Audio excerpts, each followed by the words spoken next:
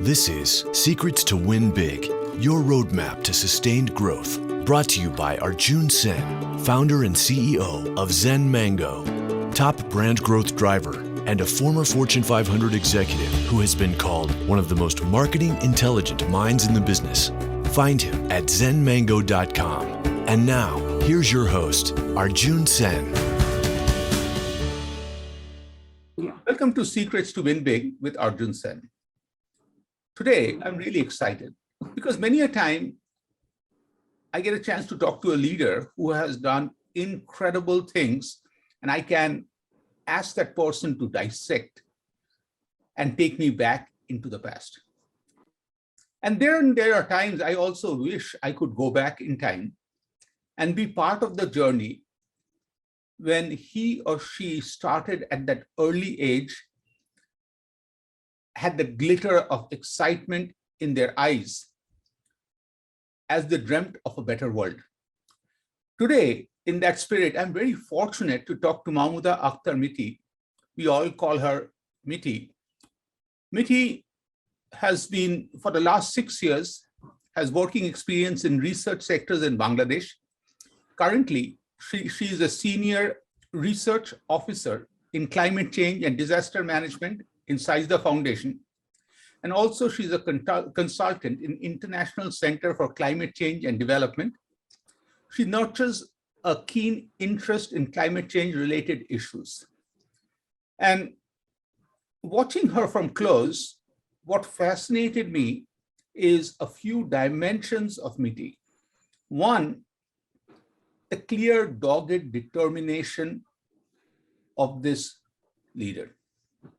Second, how she does that with a big smile. And finally, how super efficient she is. Like, I really would love to work on a project with her because I really think it's fun to work in a project with Mity because she figures out every step before the journey starts. Mity, of course, by now you've figured out I'm a big fan of yours, and welcome to Secrets to Win Big.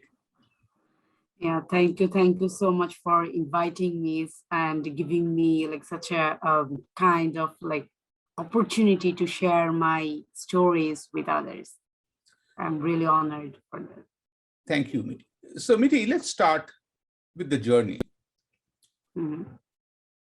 You know, in your career, you are in the early phases, but you have the clarity. You are trying to make a better world and in the environmental field. What got you into this vision clarity? Well, I always believe that like we should do what we enjoy doing, what we love, not what like anyone else would think it is good for me. I think like if our vision is not exciting enough, we will like quit the next obstacles. So in order to get a clear vision in my life, I always have tried to follow like these words, and then I have tried to find the answer of why, like why I want to do this work. Once this answer is found, the vision becomes like easier to amplify and clear. So let me ask you a little bit about the why.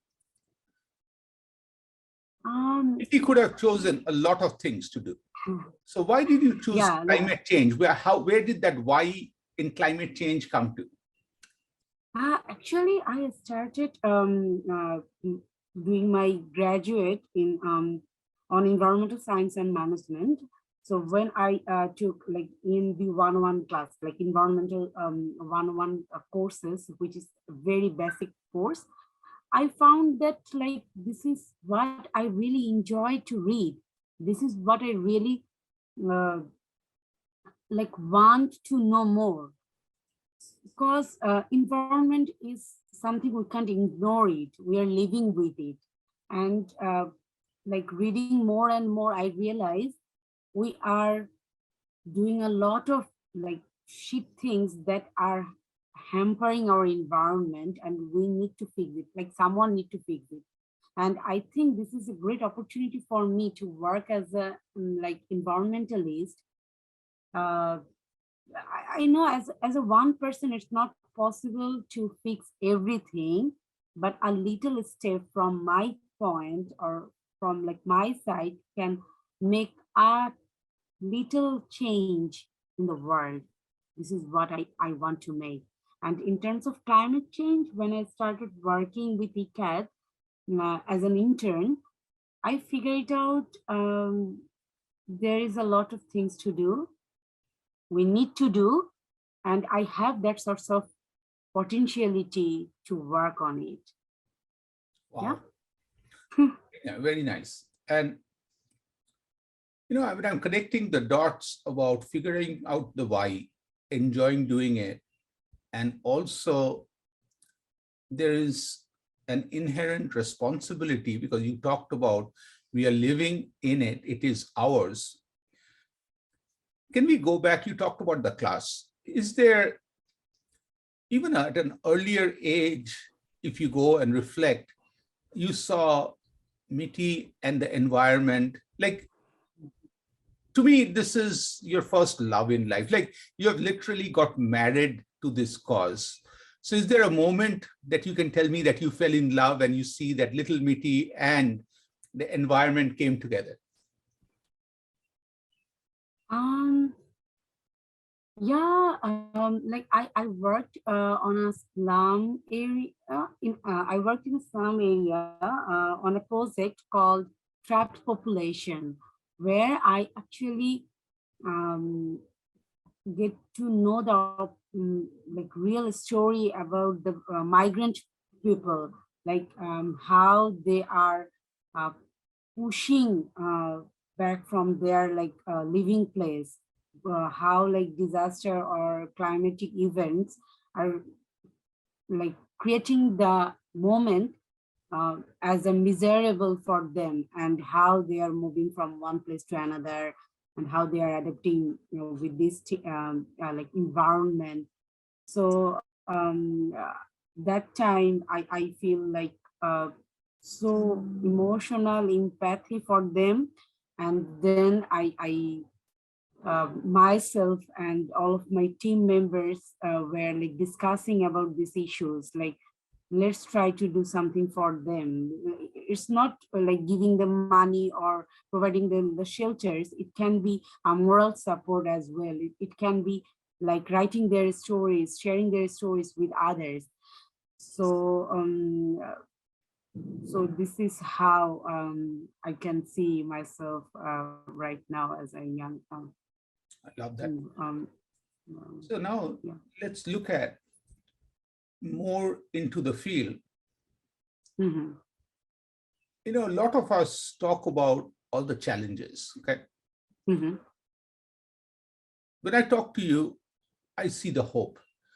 So tell me about the positive things of the impact of work you have done and others have done in the last 5 years, where we Mhm. should, instead of be in a world of despair, we should be hopeful and do more of the work that is being done.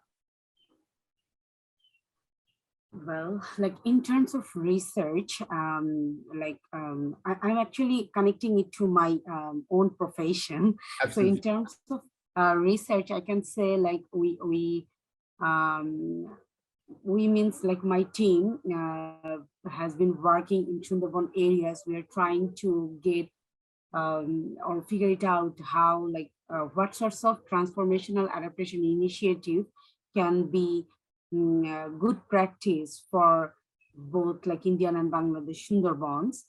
So through our research like that we are conducting from last 5 years, our future generation, including the current environmentalists, can come up with very good policies or like good source of like development works to ensure their like sustainable livelihood opportunities. And this is one. So if I want to share more about these stories, like right now I'm working with an NGO where I'm getting opportunities to utilize my research findings. Like in ECAT, I can just share my findings with others, but in NGO, I can implement some sorts of things, like I can make something good for others people. So in Gabura, which is one of the most climate vulnerable region in Bangladesh, we are providing like water, health, like both physical and mental health services in the ground level. We are trying to build capacity in the local youth. As I am young, so I feel like it's better to scaling up youth's skill rather than like older one, because this is our future. We need to decide what we want. Like if you decide which will be good for me, then it will be from your point of view. Yeah, it can be good, but I might not be happy for that. Got it. So I feel like from the grassroots level, we should work with them. We should ask them what they want, and then we should follow their pathway. So this is what I'm doing. To me, this hit me at quite a few different fronts. What, first is, in a world where there's misinformation and lack of information, I really think, as you demonstrated, the power of research is very important. And the second part of the research, which really also hit me, is research is also not a very static thing. It is very dynamic about people getting impacted, because the solution has to be theirs and they have to embrace that, instead of it being a dictatorial approach, like a parent coming and saying, you will eat that. Of course, the kid says, I'm not eating it. But what I love is the whole spectrum that you took me through, understanding people, doing research, and then how do you bring solutions to in that particular journey. So I would bet some days are tougher than others. There are days, even with you, with all your positivity, you must face so much of strange, goofy, meaningless obstacles. But next morning you wake up re-energized.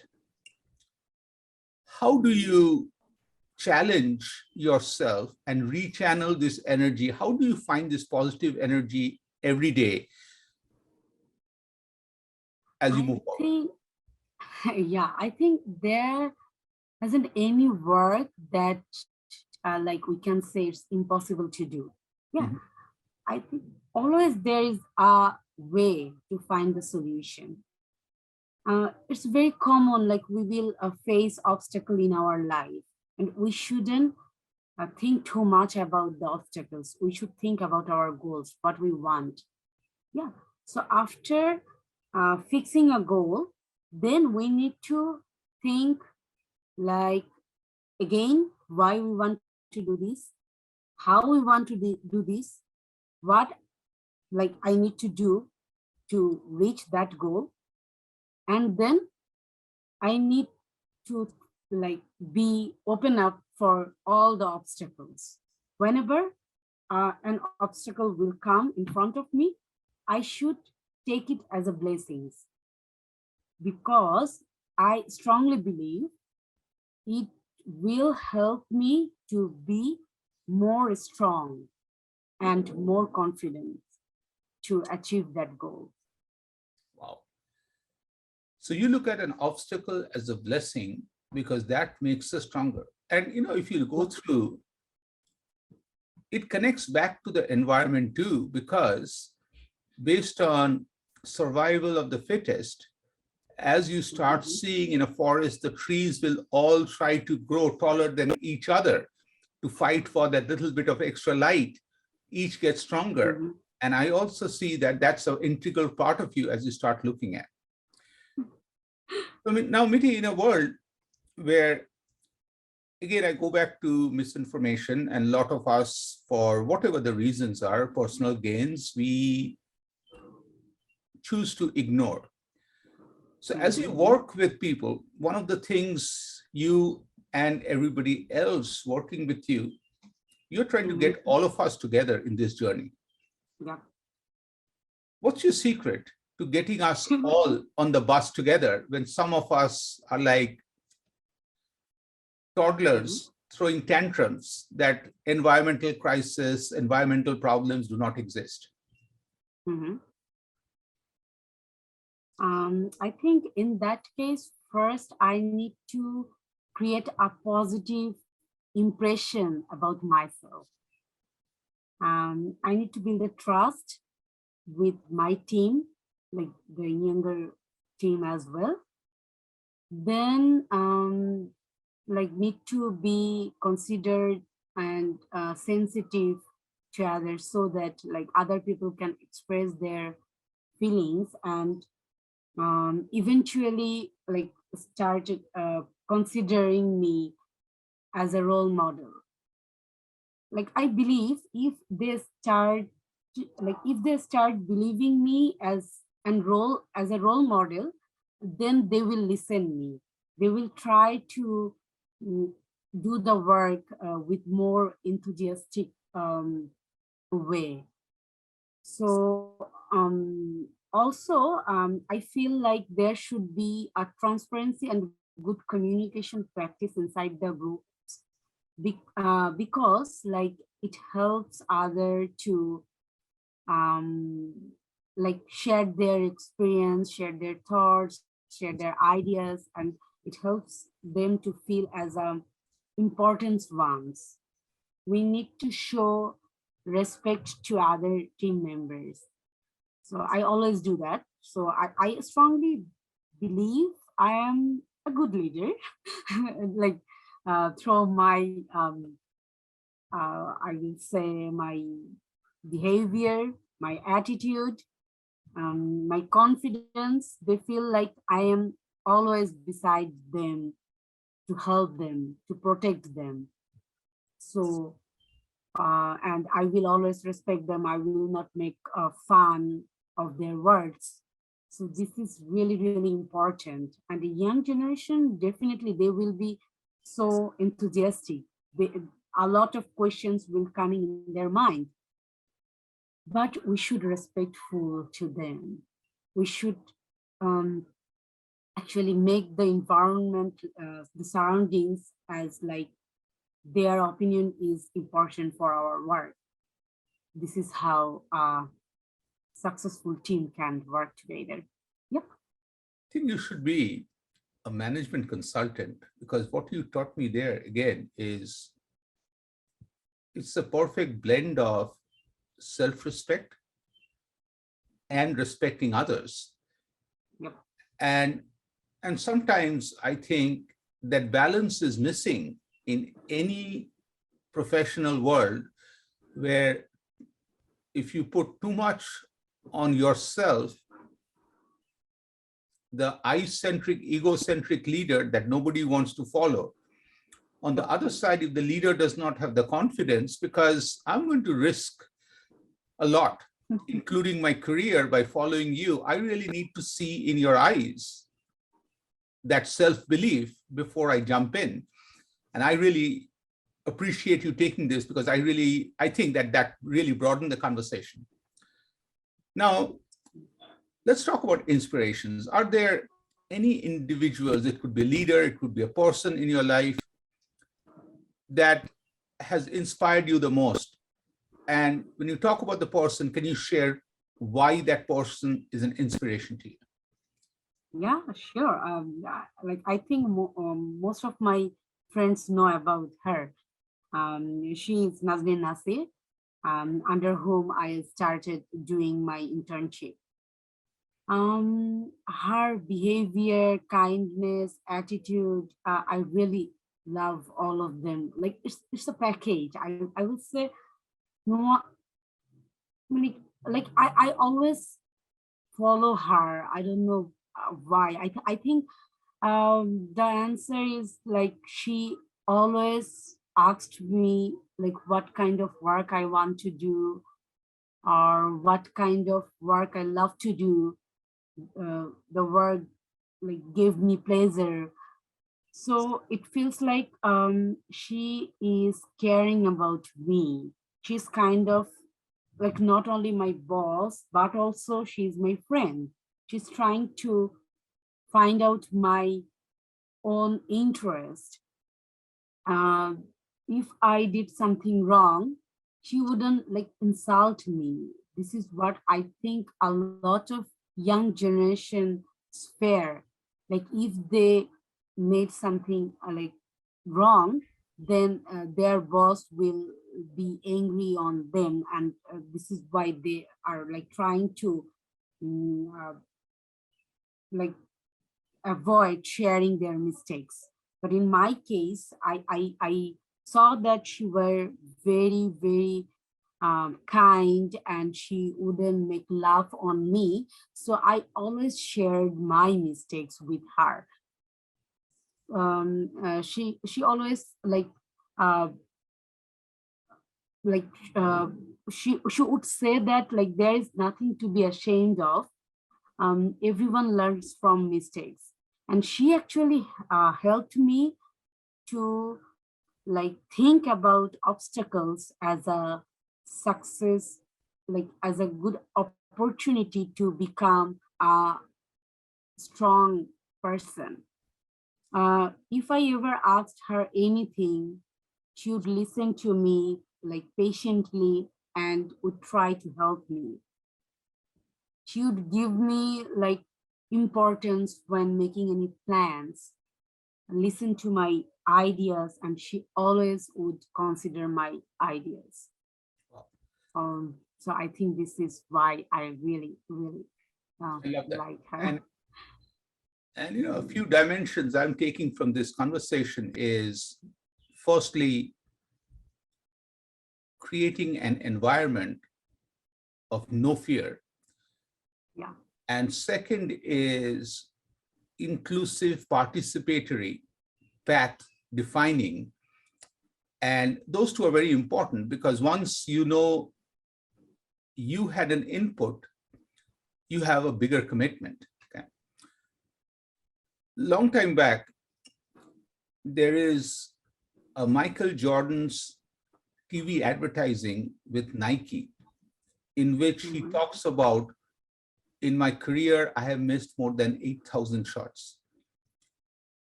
There are 28 or 30 times he was given the ball for the game-winning shot and he missed. Like he has the world record for most number of shots missed.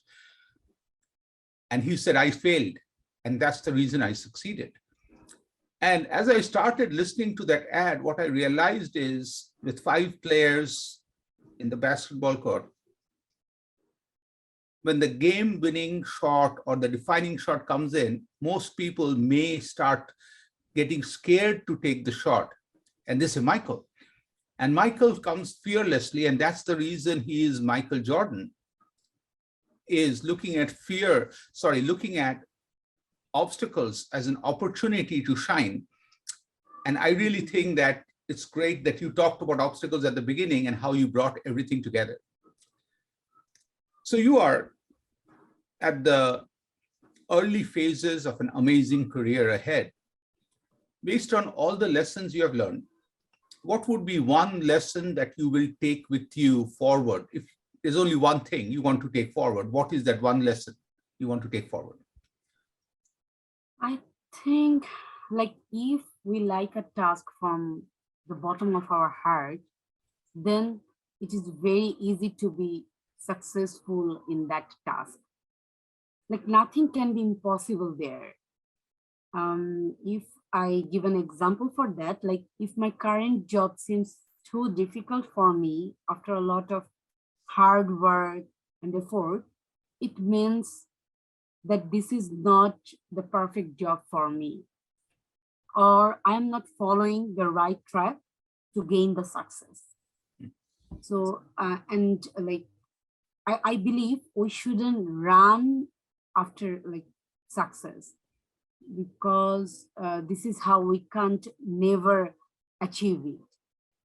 But if we can enjoy the work and implement it successfully, like perfectly, then success will come to our hand eventually.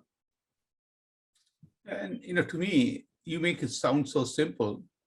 It's very similar to what you said is, if you were a physician, you cannot treat the symptom. If I came to you with 104 temperature, if your primary purpose was reduce the temperature and you put me in ice and very soon I start freezing and you cause me more damage.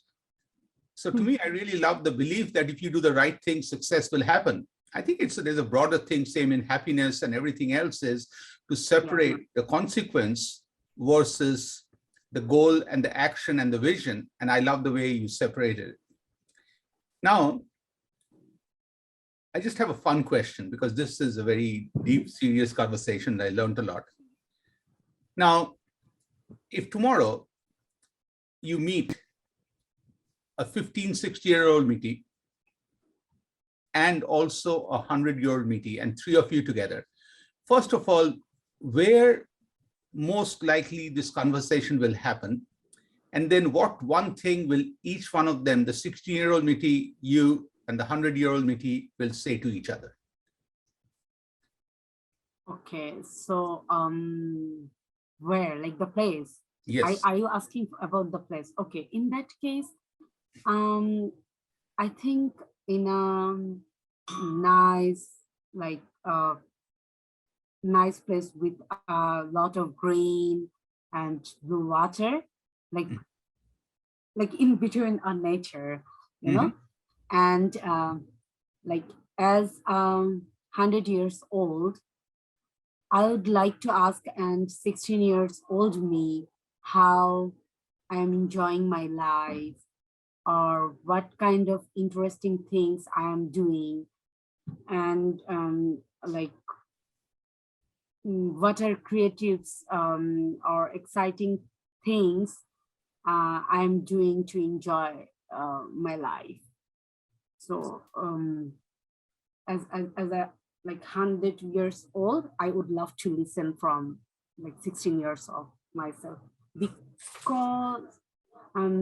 because I think when I will be 100 years old, that time a lot of power will be, like I will gain a lot of power. There will be no one to forbid about anything, like to stop me.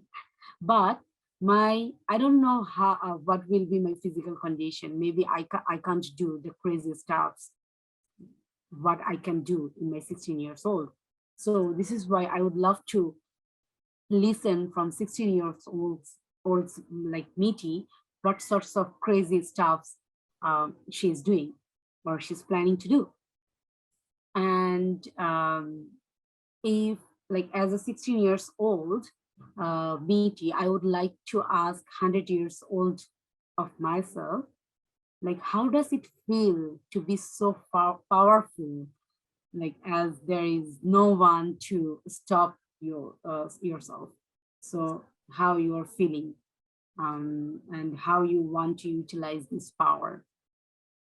Wow. Mity, I have asked this question to a lot of people. Okay. First of all, the environment defines the person. Secondly, this is the first time somebody talked about the 100-year-old would love to learn from the 16-year-old. In every case, nearly every case, people want to know ahead from the 100-year-old what challenges are coming, or want to seek advice. And the 100-year-old wants to always say, no, Mity, don't do these things. Like your perspective is truly, I really feel some of us like you were destined to be a researcher, because even when you are becoming this all-powerful 100-year-old, you still want to learn. That really tells me that you are, of course, guaranteed that you are in the right field. And that's what you talked about, is you have to enjoy this journey. So Mity, this has been a fun conversation. Okay, so I truly learned a lot. So before we finish, two things. One, is there anything you want to add? And secondly, I just believe in an equal world. I was asking you questions. You were very kind to answer every question. If you have any questions that you think I can answer, I would love to answer. Thank you. I were sharing like a lot of successful stories throughout like our conversation, but I would love to share that like as a girl from a country like Bangladesh, it's very challenging to lead a life in our own way. All the time we have to think about like what others will think of us. This is why we couldn't like find our perfect dream. When let me share a story about my like own life. When I started my undergrad on environmental science and development, no one supported me that time. Everyone were like insulting me because they thought that like as a successful woman, I should be a doctor or engineer. Why environmentalist? And at that time, it was like around 2014. That time, no one in our country were that much like interested or enthusiastic about environmental issues. So when I choose that path, including my family members, no one actually supported me. But that time, I knew that this is what I want. And I didn't argue with them. I keep reading, doing like I were doing good result in my university, got scholarship, and then I choose like good job that I am enjoying, and I am now making them proud for my job. And this is how like now they are in my support. They are feeling that, okay, I were in the right track. And through my this like hardcore journey, my youngers, like sisters, brothers, they are getting opportunities to experiment new things, because new things always can't be bad. I was and like a successful example for that. So now they are becoming more open-minded, open to accept new things. But this is a story of like only one family. But I strongly believe there is thousands of families who are still now think that like doctor or engineer or like government officials should be our main goals. Otherwise, we are wasting our time. Yeah, this is what I were planning to share. In terms of question, I believe that a lot of young people will listen to me. Also, like I follow your, like I'm following your these shows from couples of months. So it makes me so energetic and planning my future in a new way. But what do you think, how you are helping to new generation for this show? The first thing is, let me reflect on your story. And, you know, it's a very powerful story because we do not have a control on the situation that we are given. And that's the part where some of us stop. Some of us stop and are vocal about it. Some of us do something and in the process lose ourselves and become bitter. And then there's Mity, that is you, who didn't stop, did something about it, and is positive about the whole thing. Okay. And I just think that last part is very, very important, because in this journey, if you lost your happiness, I know you open the door, roadways for rest of us, but I just think it is unfortunate that you could not have enjoyed that journey. Okay. So I really am glad what you have done. And this also I want to reflect is not just in Bangladesh, not just for women, it is nearly everywhere. Because in life, there's an easy path to succeed. You have met my brother Oni, and growing up in my household too was the same rules, that either you're an engineer or a doctor or you're a loser. My brother, more and more I got to know him, he is the proof that a traditional academic system, which in early days is all about you memorize and you throw up, and you better you throw up, you better grades you get, and you move forward. Oni wasn't meant for that. And when Oni got into National Institute of Design, where they take only 20 students, and the level of scrutiny and creativity that goes through, more and more I reflect on it. It took me a long time to reflect, because you can't appreciate what you don't know. I'm so proud of him. But I also am so worried and fearful that there are so many Onis who are destined for something bigger, but the system's tailwind, which comes as a headwind to them, is so strong that not everybody may be able to make it. So I really think that this is the part where that mindset change is so important. Now, coming back to and extending this to the younger generation, I just think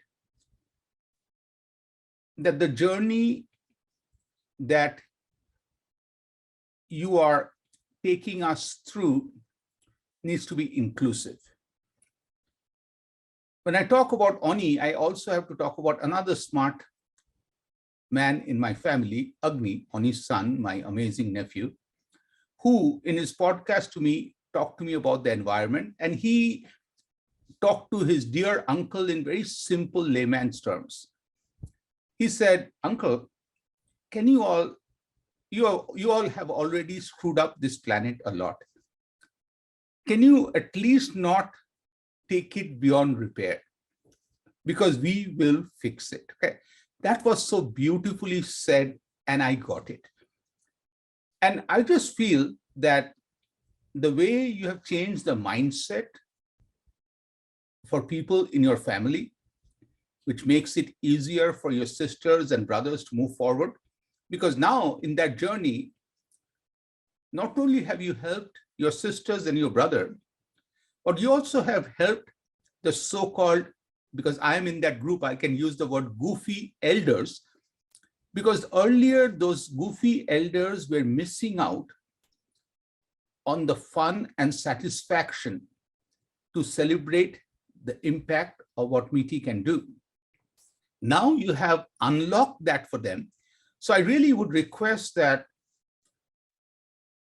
it is tougher to be inclusive, especially for those of us older who don't get it, but a little more patience to get us across, I think in the end can be rewarding, because just like your family is an ideal proof. And second thing also is everything you have talked today, I think the answers are all in your conversation and your message. Be self-confident and respecting others, looking at obstacles as opportunities, okay? And the answer is all there. So Mity, just be Mity and keep sharing because you're simply awesome. And I truly feel fortunate that you are sitting across the globe late at night. The internet was a little sporadic at times, but I don't think it mattered because your thoughts can break through any obstacles. And thank you for sharing. Truly appreciate the conversation. Thank you so much for inviting me. You've been listening to Secrets to Win Big with Arjun Sen, founder and CEO of Zen Mango, top brand growth driver, and a former Fortune 500 executive who has been called one of the most marketing intelligent minds in the business. To learn more, visit www.zenmango.com. Share this podcast with your friends and subscribe wherever you like to listen to podcasts.